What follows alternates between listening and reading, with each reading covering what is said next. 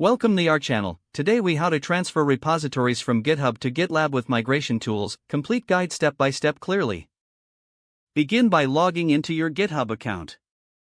Navigate to the repository you wish to transfer. Click on the Settings tab located in the repository menu.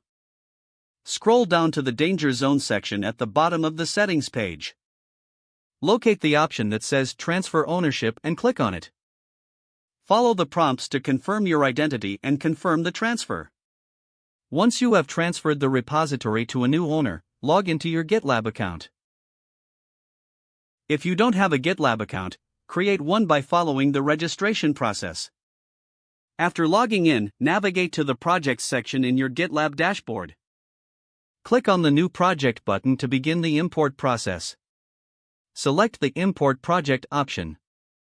Choose GitHub as the source for your import. GitLab will prompt you to connect your GitHub account. Authorize GitLab to access your GitHub repositories.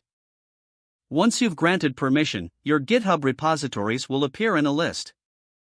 Select the repository you want to import to GitLab. Configure any project settings, such as visibility and project name. Click on the Create Project button to start the import. Wait for the import process to finish, which may take a few moments. Once complete, verify that all branches, commits, and issues have been transferred. Make any necessary adjustments to the new project in GitLab. Congratulations, your repository is now successfully transferred from GitHub to GitLab.